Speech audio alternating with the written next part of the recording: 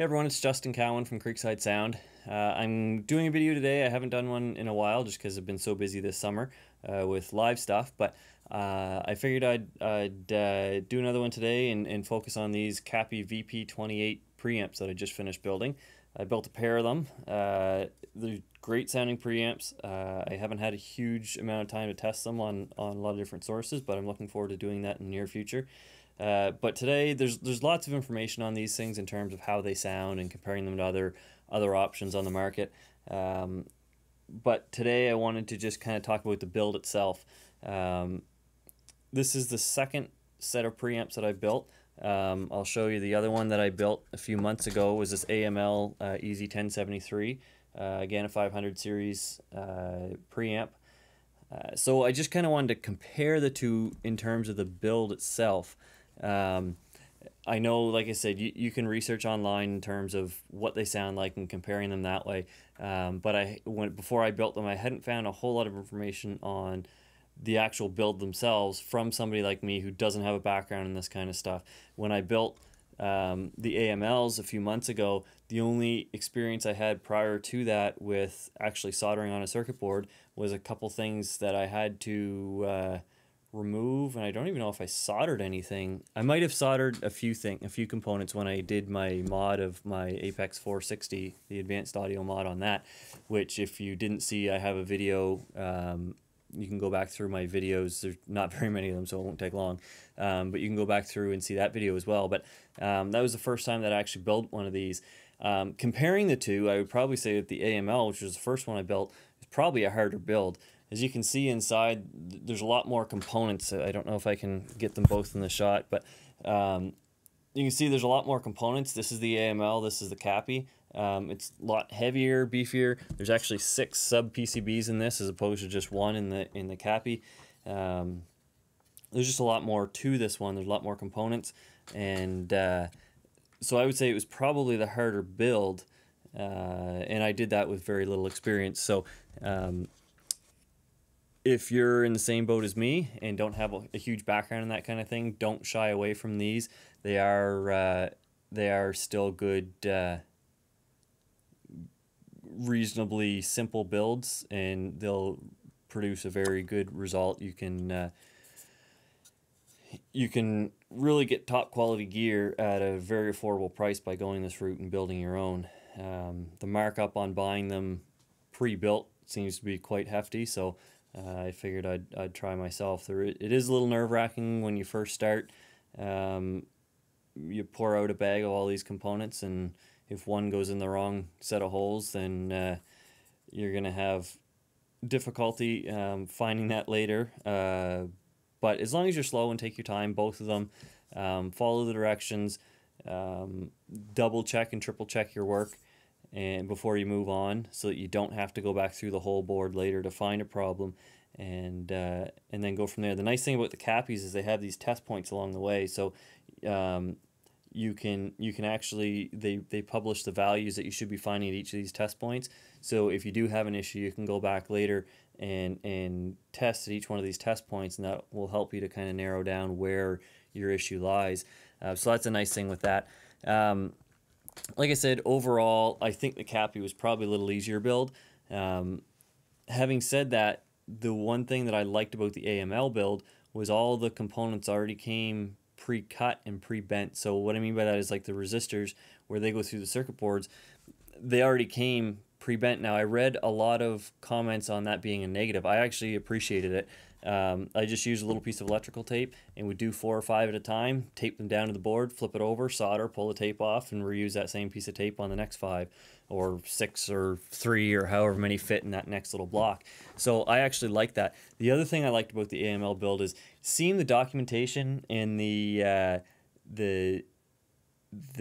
build and the organization behind the AML build seemed to be a little better. What I mean by that is when you open up the box, the AML was in what felt like hundreds of little baggies, and each one had the resistors. Like some of those baggies only had 1 or 2 resistors in them, and it was labeled what was in that baggie, so you knew exactly where that went. So I just had all the bags laid out on the table and would go through the documentation, and when one came up, you just pull that bag and put them in. The CAPI, on the other hand, you got a bag with, I think one of them was all or most of the main PCB components. Another one was the bag with the high pass filter sub PCB on it. I built my op amps, which you don't have to do. I'll talk about that in a second. But so these were each in their own bag. There's a bag with all your knobs and switches and stuff like that. And then I think there might have been one other bag, and I can't remember how it was all broken up, but nowhere near as organized as the AML was. Now, having said that, maybe that cuts down on the cost a little bit. So maybe if CAPI did that, you know, their products would be a little more expensive. I don't know. But it just meant that you spent a fair bit of time before you could actually solder anything, sorting things out.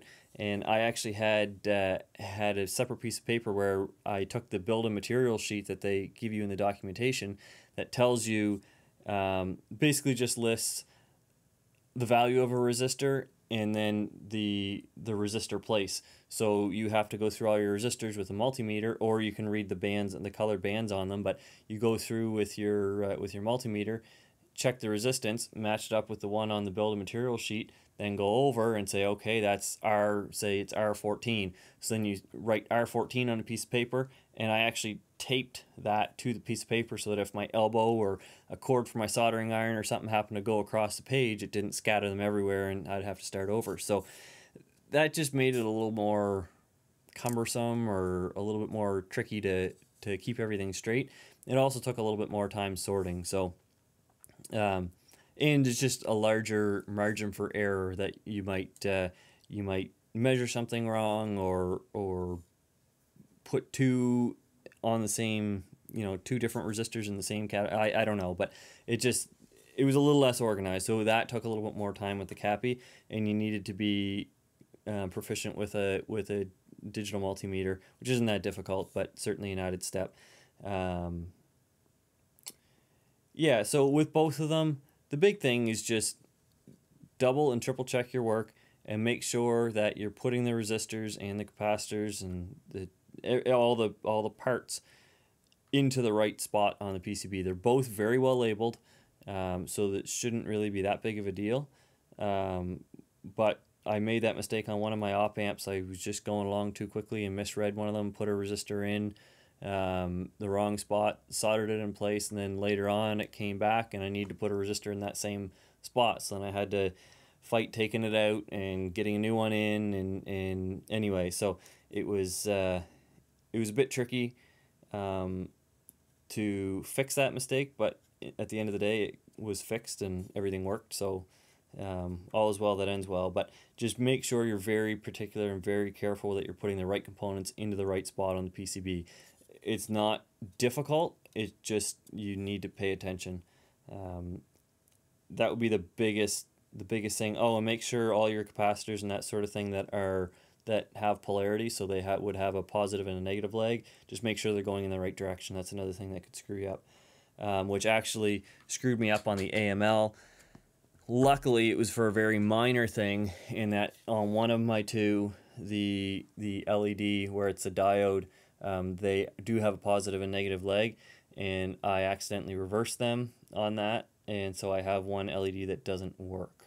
Now that's just to show the 48 volt phantom power. That's the only thing that indicates, so I can live with it. I'm not going to disassemble it all just to fix that little light, but it is worth noting. Another thing I guess I should say that made the AML a little more challenging wasn't so much in the build, but after the build, this one requires a calibration. So that's something I'd never done before either. I learned how to do it for this purpose, and if you asked me right now, I probably couldn't tell you what all was involved in doing that. I know it had to do with sending a tone, using a tone generator into the unit, and then there's a couple of set screws inside that you need to adjust. One is for a bias, and the other one is to set, I think it was for setting your gain, I can't even remember. But anyway, it was something that I was a little less comfortable with, but in the end, both of mine came out sounding pretty near identical, so I think I did it right. Anyway, that is a note with the AML stuff, is that at least with this circuit, you do need to do that calibration, whereas the CAPI, you don't need to. Now, what you do have with the CAPI that you don't have in the AML are these op amps. So I built mine. I had them come as the kit, and I built them as well. They're, as you can see, I'll try and hold this up. Hopefully that focuses. But those op amps are pretty small and compact. So they're a little bit trickier to build than the main PCB was. I mean, there's not a whole lot of real estate there to solder to. And not a lot of space to place your components, so you'll notice the resistors are actually going vertically rather than horizontally like they do in most other places. It's just a lot to pack in, but it all fits, and really there's only one spot in this whole build that I felt like components were borderline too tight to fit together, and that was on these op amps. There's one of the pins underneath that's very close to, I think it's Q2, the middle leg on Q2. Anyway, you just need to check it extra close with a magnifying glass to make sure there's no solder bridges there, and other than that, you'll be fine. I did find that with the CAPI, there were less spots where things were really close together. The AML, probably just due to the sheer number of components that are on it for the size circuit board, and all the sub PCBs are all pretty small. I found there to be more spots where I really had to check with a very large magnifying glass to make sure that there were no solder bridges. So anyway, at the end of the day, both very manageable builds. Nothing that should scare anyone away. If you are scared of the tight op amps, you can opt to buy them either pre-built, or it is a standard format with the 5 pins there. So you can build, actually there's 5 pins on the op amp, but there's actually, I believe, yes, there's 6 sockets on the circuit board, so it opens you up. You can buy pre-manufactured ones as well, and there's a company called Louder Than Liftoff, which I found I almost actually bought a couple so that I'd have a functioning op amp, because CAPI does recommend using one that you know works when you first plug in your new preamp. Unfortunately, I didn't have any prior to that, so I was going to buy a couple of those Louder Than Liftoff ones. They have great reviews, and they're very affordable. So maybe something that I still do just to kind of play around with the sound and the color. But for now, I built 4 of them, and they all seem to work fine. So, but if, like I said, if that does scare you away or make you nervous soldering onto such a small board with that many components jammed onto it, then you can buy them pre-made, or buy ones that are all already done. So anyway, if you have any questions about either one of these builds, let me know either in the comments or send me a message. Check me out on Facebook. I have pictures from when I did the AML build on my Facebook page. So if you wanted to see them, you can go there and look. Yeah, if you have any questions, let me know. And if not, we'll do another video, hopefully a little sooner than we did this one. So with that, we'll talk to you later.